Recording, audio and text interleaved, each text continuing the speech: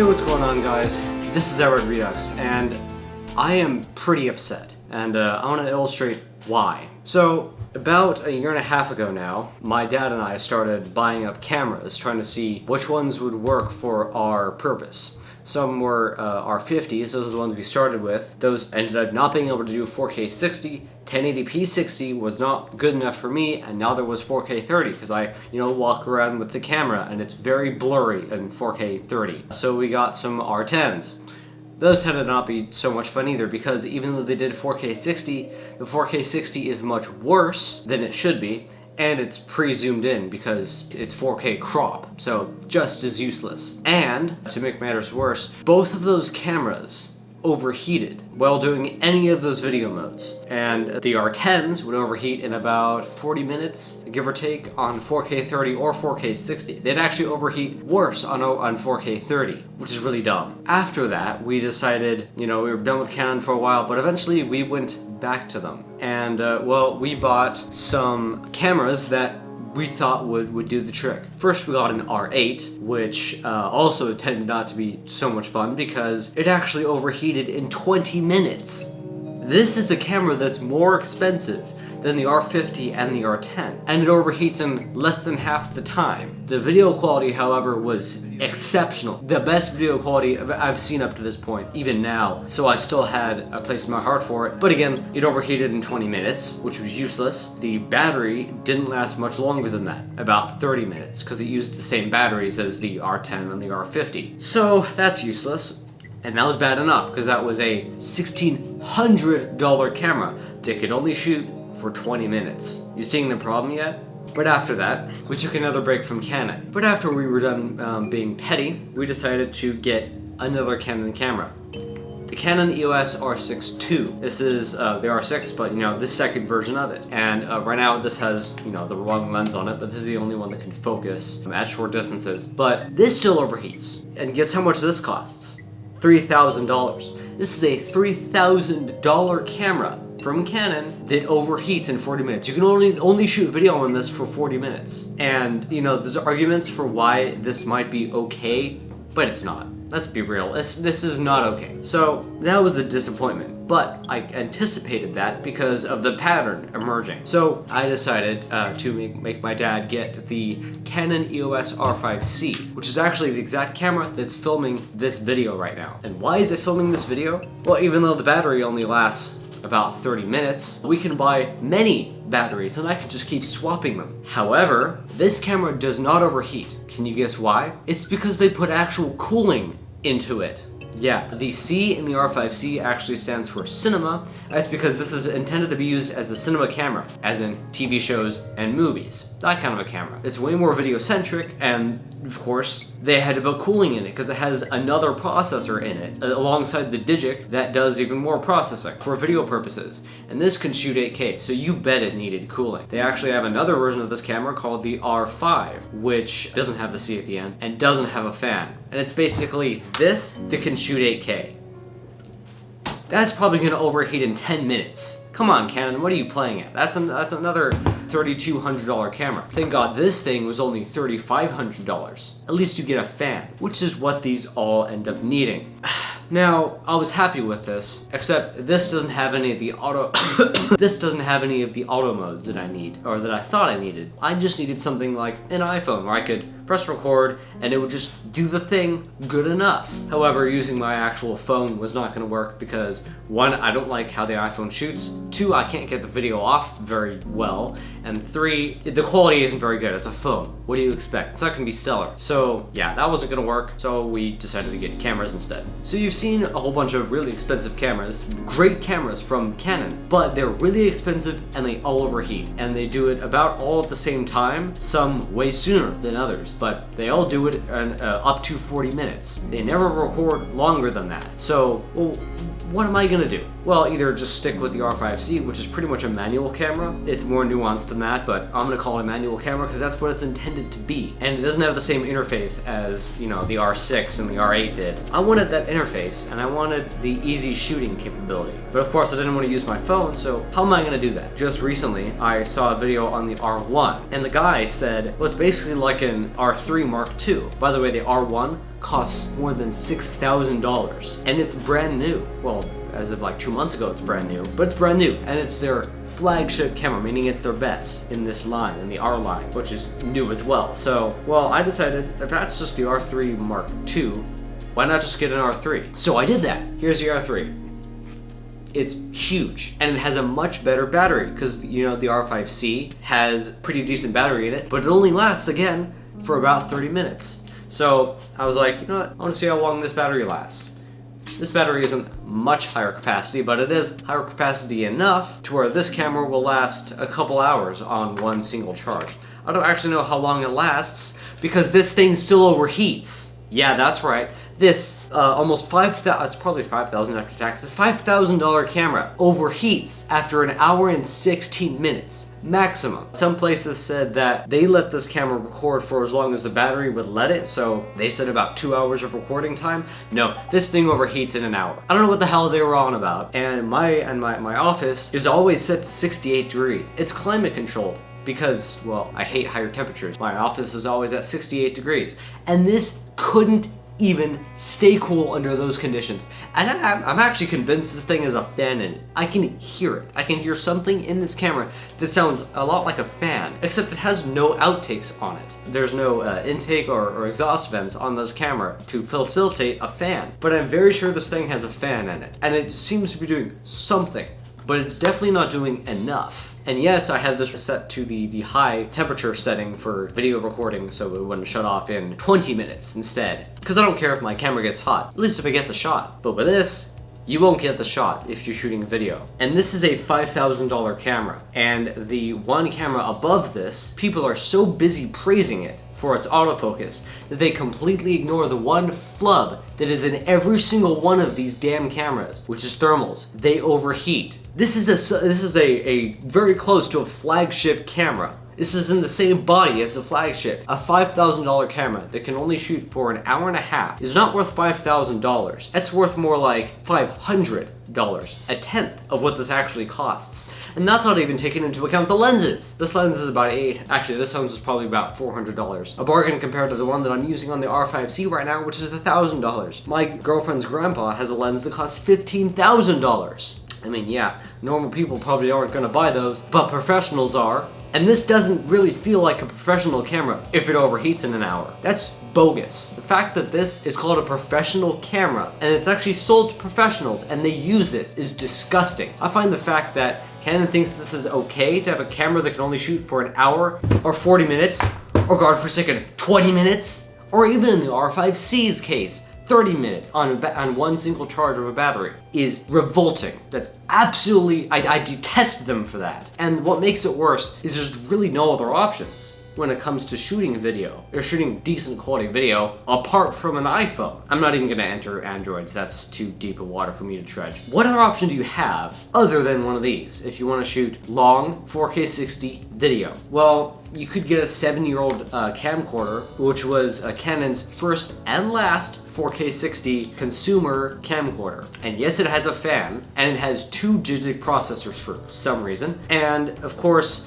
it still costs about $2,000 today because, you know, it's the first and last of its kind, and it's still unique. Canon hasn't made anything else like it since then or before that. All other camcorders that can shoot 4K 60 right now, they probably have fans in them, but they're also basically fully automatic professional camcorders, meaning they have all these funky settings you have to switch.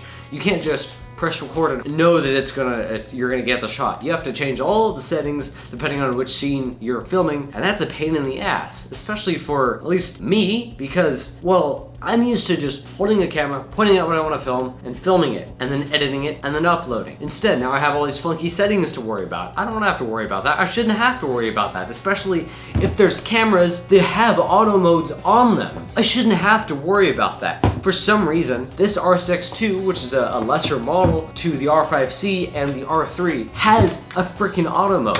And for some reason, the R3 doesn't. Their sub-flagship camera. And even the R1 doesn't, which is their ultimate flagship camera. It doesn't have an auto mode, and it overheats. This is an absolute nuts thing to happen in this modern day and age. And I'll tell you why it's happening. I actually know. One, it's Canon's incompetence to put a fan in their camera, and two, this could be multiple people's faults, but basically Canon are using 10-year-old technology in this camera to do image processing. I'm not kidding. That's why these overheat, because they're making 10-year-old tech do modern day work, and that never ends well. I mean, if you try to make a 2012 MacBook Pro process 4K video, yeah, your crotch is gonna be missing. It's gonna melt right through it. And that's exactly what these cameras do. They overheat internally because they're making 10-year-old technology do 4K 60 video work, and that's not okay. They're using 28 nanometer or more. I think they might be using 24 nanometer processors. You know how a phone can do the same work with way less heat and not overheat? Well, it's because they're using, 7 nanometer. They're using 5 nanometer. I think my phone, which is 4 years old, by the way, not brand new at all. It's an iPhone 12 Pro, has a 5 nanometer processor in it, and that's how it can do 4K 60 and never overheat. Whereas these have processors that are way bigger, way more inefficient, and that's why battery life is a problem on the R5C, and why it even needs a fan in the first place, and why these both overheat. Why they didn't put a fan in this one, or if they did, because I can hear something that sounds like a fan, why they didn't facilitate the fan in here, I have no idea. And I really wish Canon would make a good product, would make a product that solves all of these problems, because it doesn't look like any of their current products solve these problems. My criteria are, has to have an auto mode, or like a scene auto mode, like this has, this right here. This isn't gonna focus, but the green right there, auto mode, has to have that, or else it's not really a flagship. And what's weird is this doesn't even have a mode dial. This just has a mode button. You can choose from a couple different modes. And for some reason, all of their lesser cameras have all those features, but for some reason their flagship doesn't. Their flagship should have all those features and more. If the R5C can shoot in 8K and the R5 can shoot in 8K, why can't this shoot in 8K? Oh yeah, that's probably because it would overheat in 10 minutes. Figures. But this camera does have some very cool things about it. However, to me, it's all overshadowed by the fact that it overheats and it doesn't have an auto mode. It does have something pretty close to an auto mode, which is like the priority settings. So like shutter priority, it's like FV, TV. Those kind of work like the scene auto mode on this, but they're not a scene auto mode. You can switch one setting and then the camera does most of the rest, and it's kind of the same thing, but it doesn't change how the scene is. It doesn't change scene modes. It just changes specific settings in the camera, which is basically an auto mode, but it doesn't have scene auto, and I can't figure out why. So yeah, that's very weird. Also, something I've noticed is these three cameras, the R5C, the R6 II, and the R3 here, they don't have built-in flashes. Now I'm not sure why, because they definitely could have built them in. I mean, if they build a hot shoe onto this and onto their smaller cameras, I think even the R100 has the same hot shoe assembly. That has a flash as well, and that's again like a $300 camera in the same R line. Why they couldn't have put a flash on here is anyone's guess. Maybe they just wanted to save a few bucks and sell you a cheaper camera for a higher price. No, that can't be it. They wouldn't do that to you. Something else feature-wise that pisses me off about most of these cameras, except the R6, is microphones. The microphones are okay, and to be honest, you're probably using an external microphone, but for $3,000 and up, you don't get two microphones. You don't get a stereo microphone. You get one mono microphone, which is on the top, which isn't even pointing towards your subject. You know what that's for? It's not even for recording video. You can record video with it and it'll sound like shit, but that's not what it's for. What it's actually for is recording little snippets of audio to go with your photos. I'm not kidding. It's like you're gonna take a photo and then you're gonna record a memo that goes with that photo that you basically are describing what the photo's about, what the photo is. You can say anything, just record a little audio clip that goes with each photo, which is pretty cool. But why that had to replace the actual microphones that came in, the R6 II, this has stereo microphones, and I'm pretty sure it still has that capability, that memo capability. Why they had to take out the stereo microphone is anyone's guess. Probably they just wanted to sell you a cheaper camera for more money. Also, another thing that pisses me off about these cameras, although not that much though, but it will piss me off royally once the connector breaks off for it. This $3,000 camera does not have full HDMI. This has micro HDMI, not even mini HDMI. They should at least have mini HDMI on here and not the fragile piece of shit known as micro HDMI. Why? Well, because cables, you might not know this, but cables are something. They have a weight to them, and they will knock around this connector in this little space that it has, and eventually you will break one of the pins and it will rip off of this connector, because whenever this cable's plugged in, it will overheat. It will be pulling on the connector, and eventually it will break off, and then you'll have a $3,000 pumpkin. Before this R5C runs out of battery, I'm going to talk about one thing so I can actually use it with it. This power supply, which is the only way that you can supply USB power to these cameras to run them. You can't use it with the R3 for some reason, but you can use it with the R5C. How much do you think this costs? $200. This is a $200 power supply, and it just connects USB. Why you couldn't have just plugged this into a 2.4 amp USB port is anyone's guess. I have no idea why this thing is needed. Maybe they wanted to ensure compatibility or something, but this doesn't need to cost $200. That's a fucking ripoff, and no one needs that. But I do, or else this camera is going to shut off. So let's plug this damn thing in. Oh yeah, something else I forgot on the flash situation. So the thing you're supposed to do to fix the flash, not having a flash on these, again, $5,000 cameras, is you're actually supposed to do something way more professional, and you're supposed to slide on one of these, which is a flash module. Now, this just slides on here, and this is actually a really old flash module, and I'm very glad it still works with modern Canon cameras. And you turn it on. Of course, you need to put extra batteries in here, but I'm sure they make flashes that just use the flash port right here on the side. But this one doesn't, because this flash is probably 20 years old, so let's try to shoot something with it. Well, that was weird. Apparently I have some settings set that I didn't set that makes the camera the flash strobe. Cool, I guess. I know a lot of professional photographers use that, so I didn't know they could do that. That's pretty cool, actually. This also has a torch on the front, and just an LED to illuminate whatever you're shooting, which comes in handy at times, but will blind everyone in front of it. And that's what you're supposed to do with the flash situation.